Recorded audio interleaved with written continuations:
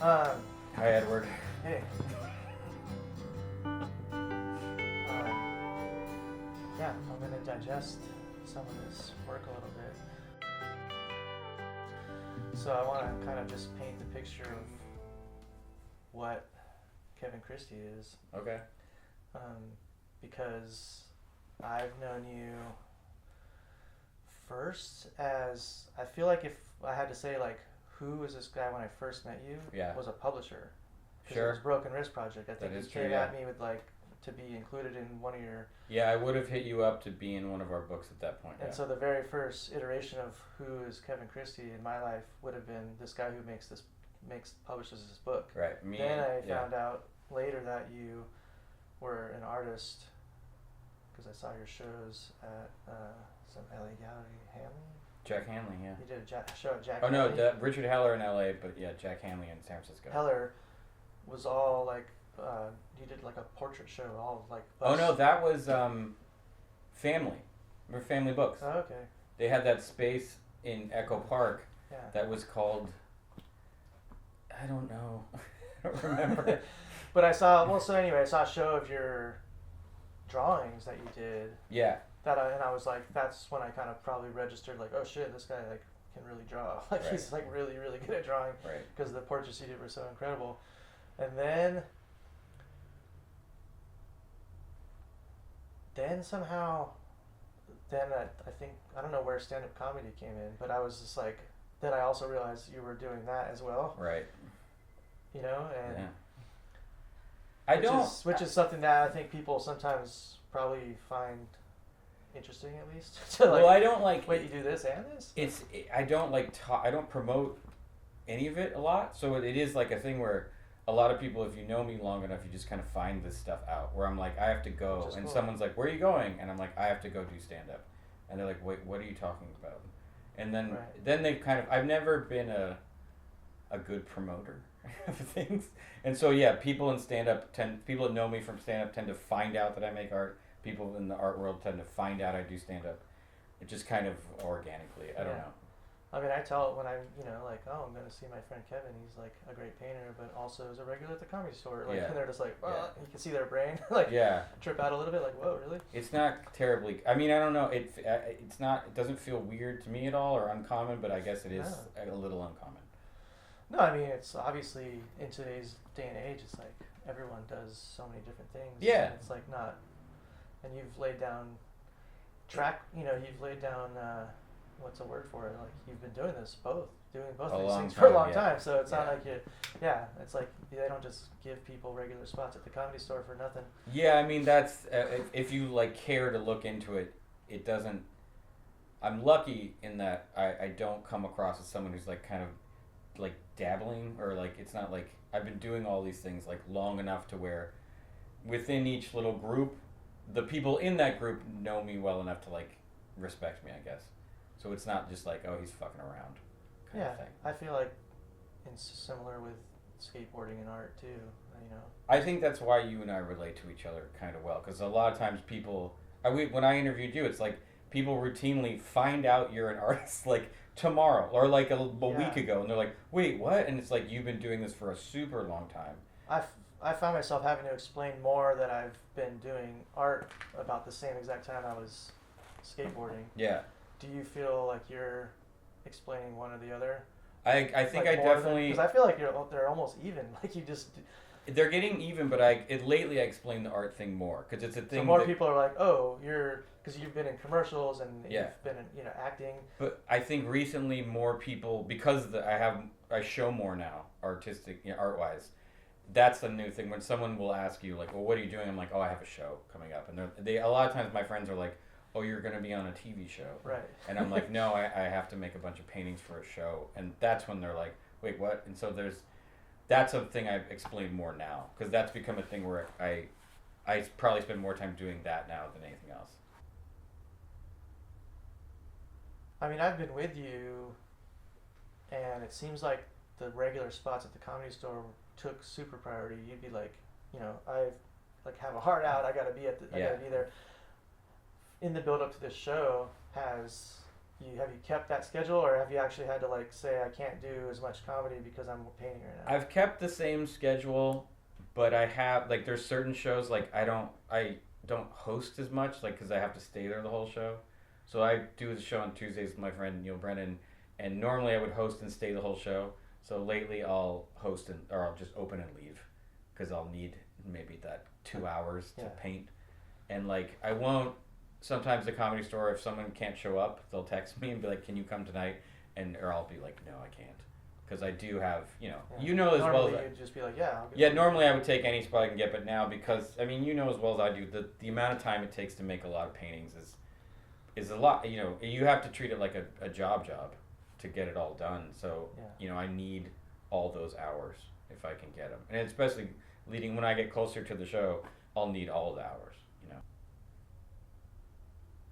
As a stand-up comedian who is friends with all these people who live and breathe comedy, I imagine you talk about that a lot.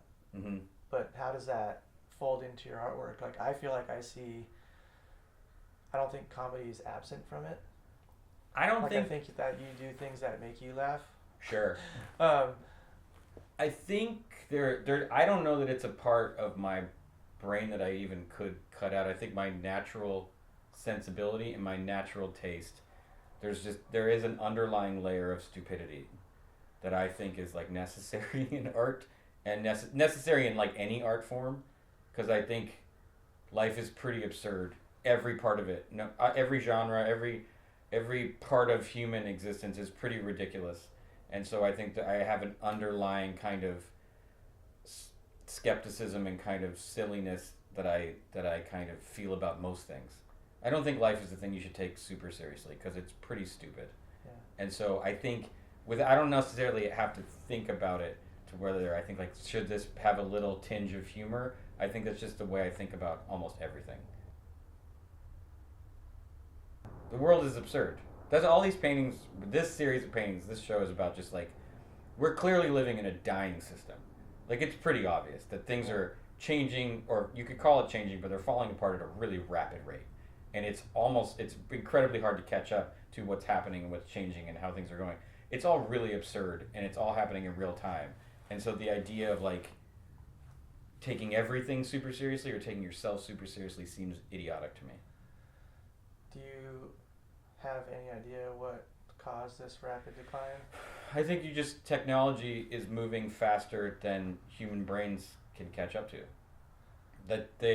Technology is now, and the dissemination of information and the monetizing of it is happening so fast that people don't have enough day-to-day time to figure out what's real and what's not. Like every form of information is harmful if you want to use it that way. The truth is harmful if you want to use it wrong. Lies are harmful if you want to use it wrong. There's no parameters anymore. There's no what we would call like a trustworthy structure at this point. Someone has a valid skeptical critique of everything.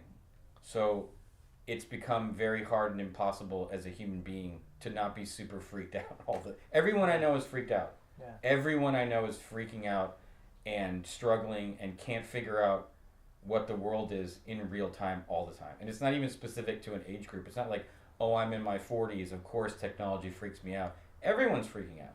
Young people are freaking out, old people are freaking out, because everything's happening so quick. And it's all being pushed by this insane need to monetize everything that it's all just gotten like abstractly insane and wacky. I feel like what you're explaining mixed with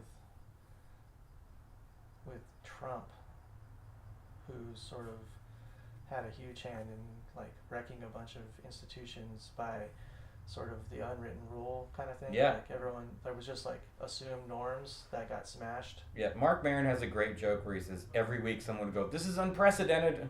Yeah. Like, and it was, it's true, and it's still. And it also exposed how money hungry every single information institution was. That in the old days you wouldn't cover something as asinine as that, but they got so addicted to the eyeballs. Right.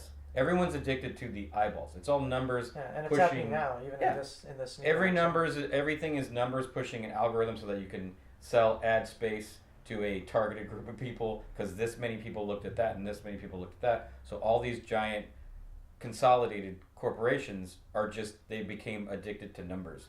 And so the problem with numbers A can routinely be dishonest, and they can also be incredibly cruel. It's like that saying, it's just business. Well, that just means we're about to do something incredibly fucked up.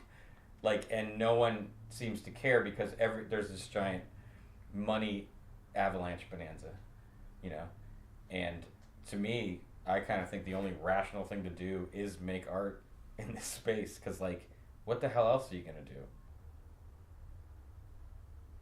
Being an artist, to me, seems way safer than it, used to be.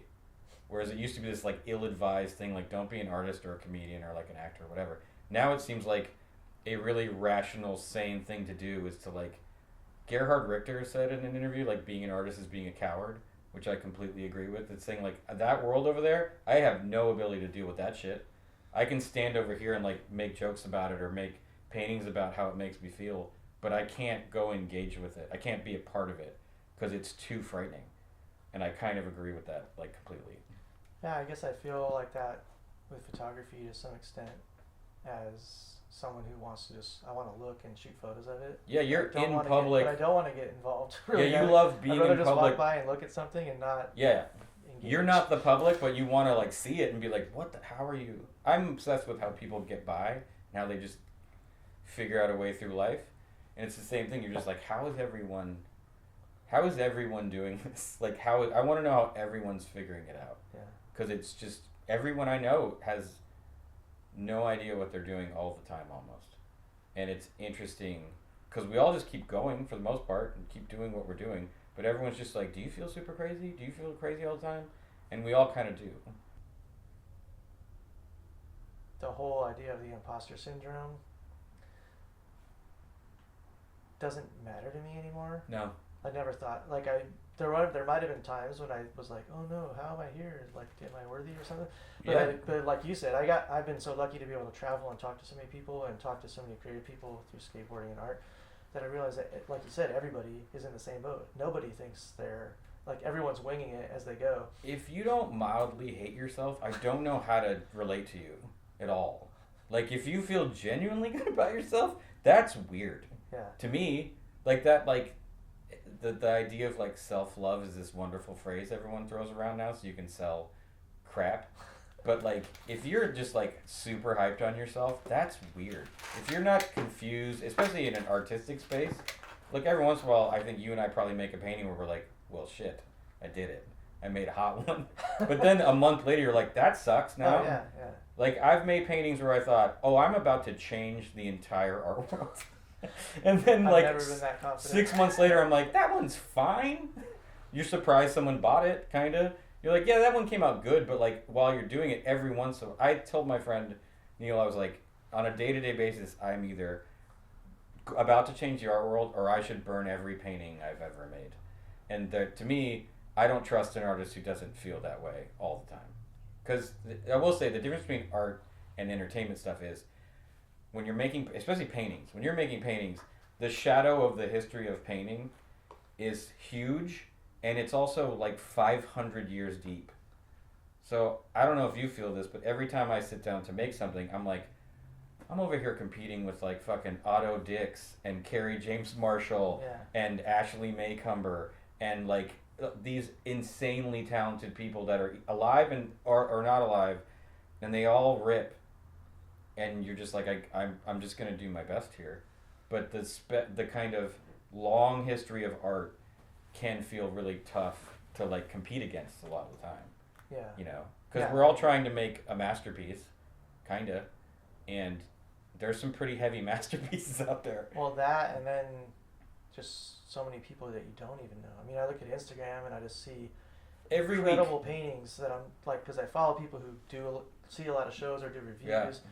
And so suddenly they're just every same week painting comes up and I'm just what? Every am I week even doing? I see why am I doing this? It's it's a crisis. I follow so many people on Instagram now because every week I see some new painter. I'm holy shit! Or a new photographer or a sculptor. Where you're who the hell is this person? That's kind of soul crushing. They absolutely, but also it's kind of exciting. Yeah. That there's. It goes both ways. It's it spurs me to like want to like get in the studio, bitch. It's like that. The It feeling is I get is like all I feel like is just like I'm blowing it by not being in the studio right now. The bar is high, and it's like if you're not working legitimately hard, you don't stand a chance. There's always lucky things. There's always going to be nepo artists and things like that. But I think the vast majority of artists who do okay and make a living and do well in art, they're working their asses off.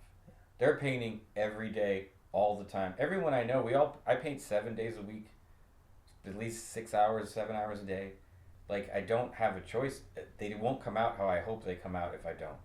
Because there's a lot of people out there just really going hard. And it's also, it's great. I'm glad. You know, because I don't want it the other way. I don't want a bunch of bullshit out there. I want to see, like, we talk about this all the time. I want it to feel sincere. I talk about this with Taylor all the time. We've talked about it. I need it to feel sincere. Whether it's about something you love or something you hate, I need it to feel genuine. So how much preparatory sketches do you do to get to this point? The truth is now I don't do a ton of drawings, cause I've known you first almost as an illustrator, like a draftsman. Yeah. And I know you're an incredible draftsman. So yeah, I wondered if like these come from like a sketchbook or do you just like sit down and go for something? I usually text myself an idea if I don't forget it. I think about it for a while. I almost compose it in my head, and then lately I mostly just from constraints of time, I just draw it right on the canvas. Wow. Okay. But I'll be honest, half these paintings have a painting underneath it that was a failure. So if maybe I drew a little more often, I wouldn't have that happen. But I also don't love the kind of assembly line style of making art that is prevalent, you know? People just like to do a sketch, put it on the projector, get it on there and nail it. Like, there is kind of a certain amount of discovery for me while I'm working on it, to where I'm like, I thought this painting was gonna do this or say this in this way, and it's not quite. I need to change it or completely restart. That's super interesting to me because I feel like I'm way more of a full prep sketch person now. Yeah, you do a legit drawing. My latest ones have been like, okay, and it might be a hybrid of like a photograph that I'll kind of like copy, you know, I'll like draw what I saw in the photograph onto a sketch, so I have a sketch, but it's usually pretty mapped out now. I used to be like you, I just sit down and like start on the canvas, like, okay, I'm gonna draw a person right on this, or I do take more photo source material now. Like lately I've been hiring like models and like using them, so that in a weird way is kind of a sketch where I'll see it in my head, I'll go take a picture of the so these people in your photos or in your paintings are like from life. Yeah, that's somebody a writer I know.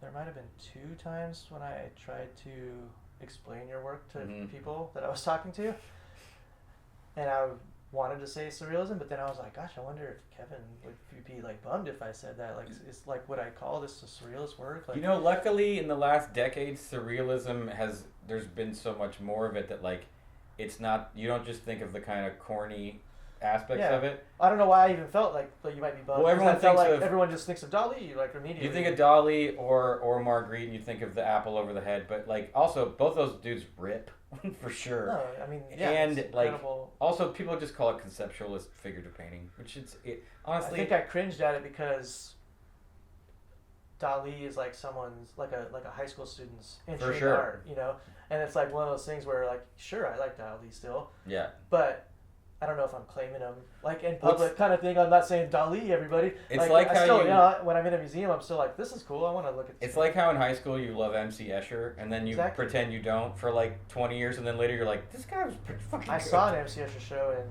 did I send you photos from that? Yeah, you did. Me and Deanna both were just like, holy fuck. The pattern These stuff are so incredible. The pattern stuff is so wild. It's really, really. You're just like, this guy was some sort of brilliant as genius. A draftsman, it's both like things. Unparalleled.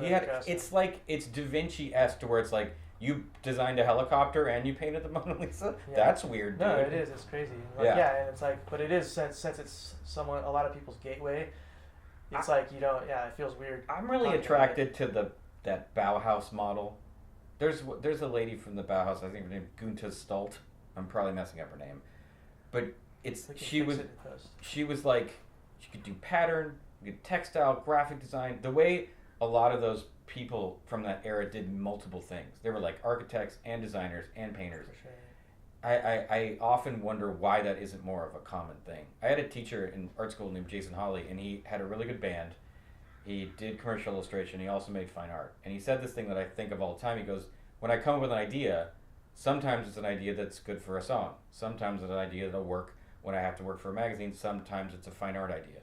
And I've always kind of thought of that the same way. If I have an idea, I'm like, well, where does this fit? Where's the best place this fits? And so I've never really questioned it since she said that to me. I was like, oh, okay. And he was like one of my favorite teachers in school. So I was like, well, if he says it, it's certainly okay. I'm not embarrassed. Like, I don't care about my face. Like that. Like, it used to be people were like, they found it like a little more cringy back then. And I was just like, I don't care about what my face is used for. And I don't come from any amount of money, so I need to work. I need a job, and being an actor I can't even tell you what a great job it is to also try to be an artist at the same time. The time differential is perfect. If you're the busiest I've ever been as an actor, I worked like 3 days a month. And so you have so much other time. That's why actors always start like bands and become like photographers or try to do other stuff, because the amount of free time you have, if you didn't fill it with something, you'd go insane. So it was I was so lucky to find that job in art school. Like that, I'm beyond fortunate to have found that job. So I don't try to look down at it at all. I'm fucking so lucky that I found that job. We wouldn't be here in this place. Yeah. I wouldn't have the space to have done any of this stuff. I wouldn't have met you. I definitely wouldn't have met you. I wouldn't have been able to work for Toy Machine. I don't get to do I wouldn't have become a comic. It helped me into everything. It helped me pay off my art school debt, which was debilitating. So yeah, what came first? So you were doing art school. I was in art school. I got a commercial job? I got my first commercial in art school at an art opening for the Clayton Brothers. So at art school, what made you decide, like, I'm going to try out for commercials? I didn't try out. Were you like an actor or thought yourself as an actor? I went to an art opening for the Clayton Brothers where they happened to be filming a commercial about them for a beer company. And you had to sign a thing. Weird. And so it was very weird. And so they put me in the commercial because I looked like an art school kid. I had the glasses and everything.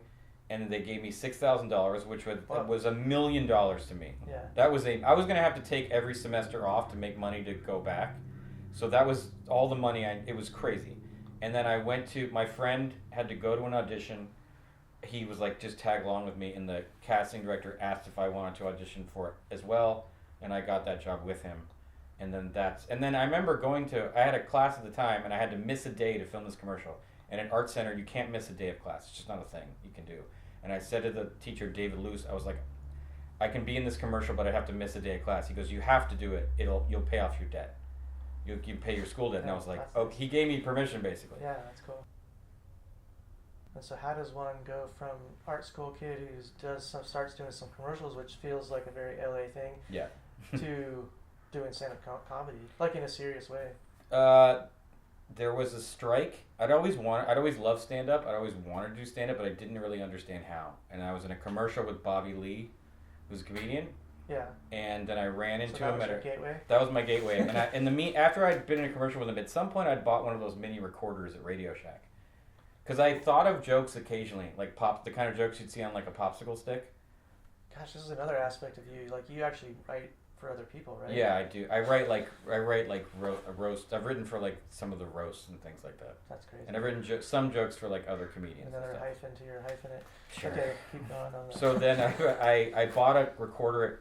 So I remember the first joke I ever thought of. I told my friend's dad, my friend Max Collins' dad. I said I thought of a joke, and he goes, "There are no new jokes." And he goes, "What's your joke?" And I say, "How do you threaten a calendar? You tell it its days are numbered." And he went, that may be a new joke. And so I would just think of bad jokes like that. And then I always loved stand-up. Like, I can remember vividly seeing Eddie Murphy's Delirious the first time. My brain exploded. I couldn't believe someone was that funny. It didn't make sense. Still kind of doesn't. But I started just recording dumb thoughts I had in this recorder. And then I ran into Bobby Lee again at Amoeba. And I said, I think I want to try stand-up comedy. And he said, come to the Comedy Store this Sunday and Monday. And I was like, I don't know if I'm ready. He goes, if you don't show up, I'll never help you again. Deanna was asking me on the way up here, like, have you a desire to do like a comedy special, Netflix special, or HBO special, or something like that? Sometimes, but mostly not.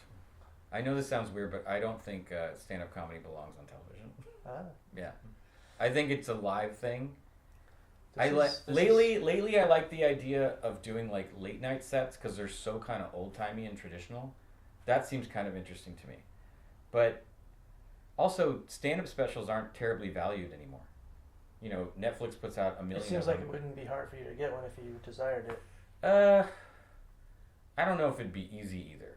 I'd have to do a lot of things to get one, but a lot of my friends do specials on a regular basis, and the amount of work, because of the way media works now, the yield just gets smaller and smaller and smaller and smaller.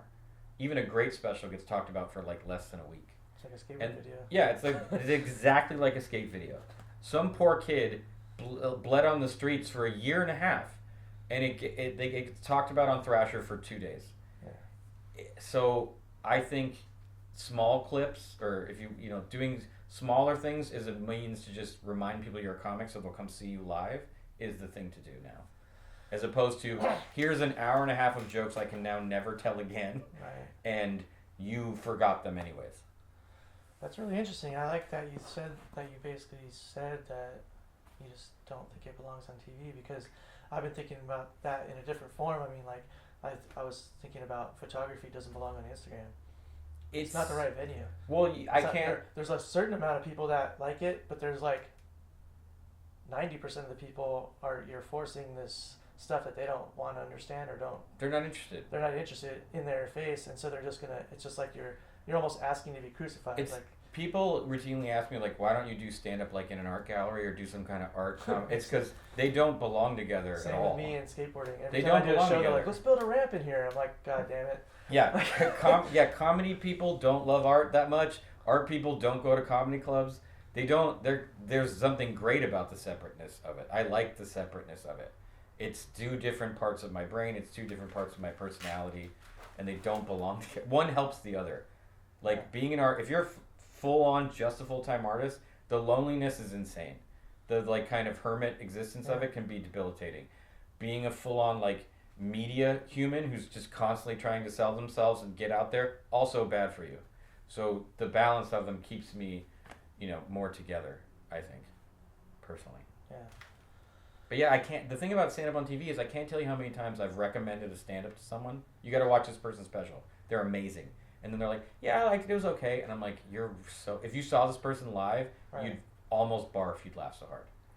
I've definitely felt that. We've watched some specials and thought like, that was nice, but I felt like I chuckled a few times. Yeah. But then I've been to the store to see, you've been so kind to let us in, and we get to like watch you plus a bunch of other people. Yeah. And you find yourself laughing more. Maybe it's the crowd. It's a human experience. It's the difference between standing in front of a painting and looking at a picture of a painting. Not even just Instagram. I know we're saying stuff about social media, but even looking at a painting in a book, it's great. Yeah. But when you see that thing in real life, I've cried in front of paintings. Yeah.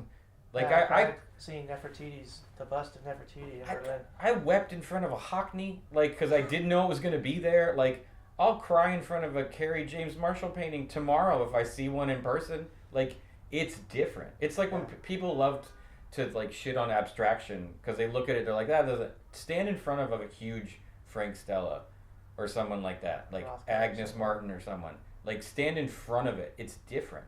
Stand in front of a Rothko's the best example because everyone likes to think they can do a Rothko. You can't. And go stand in front of a real Rothko. Let that color hit all the corners of your eyeballs. Stand in front of a huge, perfect, like big, beautiful, the Ghent altarpiece. It will do a thing to your brain and your heart at the same time. That's not the same as a gatefold printout. But I love art in that way, to where standing in front of art, I try to go to the Norton Simon once a week to just stand in front of that stuff because it makes you want to make art, and it reminds you it reminds me of the part of human existence that's my favorite part. That like there have been humans throughout history making. There's stuff in Norton Simon that's 1,000 years old. So for 1,000 years, 500 years, whatever, people have been making stuff to where when you stand in front of it and look at it, you like feel better, or you feel challenged, you feel smarter, you feel good. Like that's great to me. I love feeling like I'm a part of that, even the tiniest part of that line. Just a person that makes stuff that people look at. You know, it's pretty great. You're a part of that line too. Think about the thousands, hundreds of thousands, probably millions of people that have looked at your work. Probably millions at this point. That's weird, huh? That is weird. But like probably 1 million people have looked at your work and been like, that's cool. That's a pretty great line to be a part of. You know what I mean?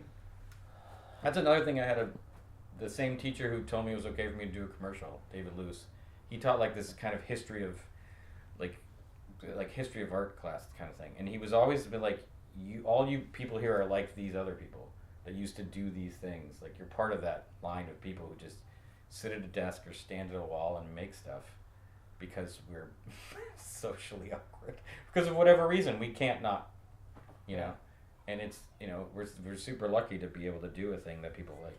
Yeah, I like the idea that I feel like I participated in it. You know, like I think being a participant is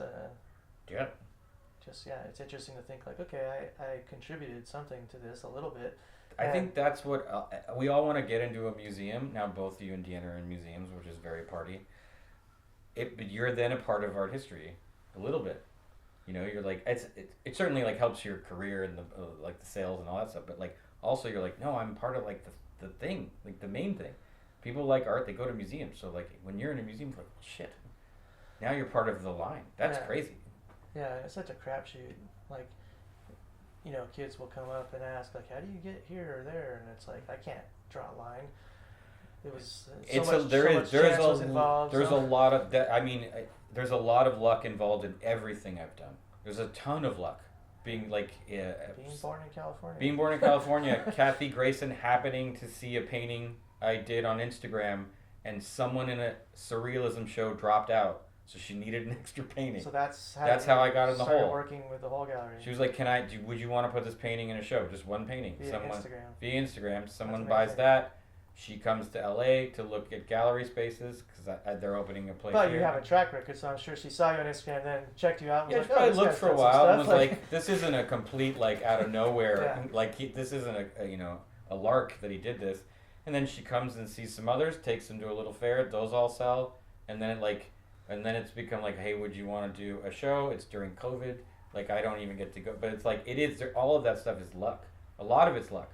She doesn't follow me because she follows me because Taylor does a portrait of me and posts it, and then there's a lot of being just in the right place at the right time. I think about all the figurative painters that are 20 years older than us who missed out on the figurative painting boom that started 10, 15 years ago, which I think is the byproduct of Kerry James Marshall's museum show, Mastery. Yeah. That was like, that show was so mind-blowing that everyone was like, oh, this is so good. But think about someone who's maybe 65 now who paints similar to you or I or whatever and just missed that train. That's just us being born at the right time. That's what I mean by chance. It's like a lot of stuff just happens. Tons and tons of chance. So all that stuff, when you think about it that way too, you realize you're this like lucky speck in the art nucleus like flying around. Yeah, I think about being by chance, through the just randomness of skateboarding, being involved in Aaron Rose's gallery, and then Beautiful Losers, the documentary, which kind of helps contextualize you. I mean, that's all you need, I guess, as an artist. Someone saying this placed in art history somewhere. So here's like, you're in. Also, think about part of it. What if you don't meet Deanna, right? So you're just running around in your 20s. Not making art, trying to find girls, as opposed to just being like, I found mine. I'm just gonna make these paintings instead. Your whole life changes. Yeah. That's what the tiniest thing could push you in a direction. Right. What if I wait an hour to go to Amoeba Records that day? I don't run into Bobby. I don't feel safe enough to try it or ask somebody. It's all to think you have a lot of like power over or control or you deserve is wild. I totally agree with that. Yeah, I feel like I have just floated, like people ask you how you do this, I'm like, I just have been floating through, taking the opportunities as they come. You're like, the only thing you can do is like try to work hard and then hopefully someone like notices. Outside of that, I don't know. Yeah. Being born rich seems really helpful. Which you or I, neither of us. Being born loaded to to a famous parent seems actually really helpful. But outside of that, you just have to. It's weird. You just have to work your ass off, and then one day someone's like, "Oh, hey." Be ready for the opportunity. Like someone's gonna discover you're an artist tomorrow. Someone's gonna discover I'm an artist tomorrow. Meanwhile, it doesn't matter. It doesn't matter how long we've been doing it, because to them, we're a new artist, and that's almost like better. They're like, "Oh, check you out." So they're hyped on a painting you did 3 years ago that you hate now. You know what I mean? It's almost lucky that everything's so wild and out there that people are discovering new people all the time. Do you have a name for this show yet? Ghost Ladder. Ghost Ladder. Ghost Ladder. Does it have a meaning, or The deepest. or meaning. is it surreal? No, it's just the fact that it's in reference to the idea that the structures that people have depended on and that people are used to kind of aiming their efforts at are not there anymore. They're dead. Yeah, I guess when you say that, it makes me think of someone Trying to falling on their face. Yeah, it's all the things, all the kind of normal systems. Like, you imagine telling someone to go to college? Why? I could tell someone to go to art school. Like, you're gonna learn a lot of stuff faster than normal. But like for like normal college, like what for what? Like what job? Like your job may not exist in a year. Yeah. So that's what's scary, but also fascinating about what's happening is that there's the necessity for reinvention is wildly. Yeah, I feel like as someone who didn't go to college, I feel like maybe I'm not being responsible telling someone to not go to college just because I lucked out and didn't have to go to college and I have quote unquote some success. That's irresponsible, but I don't know if I think increasingly less so. Like, I almost feel like, yeah, you do not need to pay that kind of money. Saddling yourself with... get into it and start doing it. You learn from your mistakes. I mean, what do I would tell them? Like, hey, go to art school, but also make sure you get into commercial acting. At some point, that'll help you with your debt. Right. Like, I mean, saddling yourself with an incredible amount of financial debt. If you can somehow get it paid for, or you can handle it, great. But it's so hard to make money and find money. The cost of living is insane. I went to McDonald's the other day. It was like $12 for what is normally a tiny... everything's crazy. So it's hard to tell people what to do. And part of me is just like, do whatever you think. Yeah. It is try hard. Because people want answers, and it's like, I don't have any answers. No. But at the same time, I do know that, at least like speaking in the photography world, if you just really earnestly start looking at photo books and you start shooting photos, in a month you will have pissed yourself off enough with a couple mistakes that you know basically how to shoot a photo. I tell people, look at any young artist, I'm like, look at everything, and then just constantly work, and you'll slowly figure it out. Like, you will figure it out. You learn through osmosis. I mean, you and I have talked about this before. Like, I don't even know. Like, I look at my paintings and the trajectory they've taken. Yeah. You've said, whoa, you've changed a lot. You've gotten better, and I can't even trace it. It just I really think it's osmosis. I think I look at paintings in person, and you'll just learn a little thing like, oh, that's how this guy did the highlight on an eye. Yeah. And then suddenly I find myself like doing it. Like, I know how to do this, like, because I looked at this painting. All art is just a weird amalgam of everything you've seen, and so I think that makes it very liberating. I think it makes it very fun, and it is humbling. Where it's like, I didn't invent how to draw a hand. Like, I learned it from looking at other drawn hands, and hands are still hard. Hands are never easy, man. You gotta draw. Well, I was lucky that I wanted to draw comic books when I was young, and hands are very important in comic books. So I knew I had to learn hands really well if I wanted to draw comic books. Then I realized I did not want to draw comic books. It's way too hard. Is that why this lady has gloves on? Gloves are easier than fingers.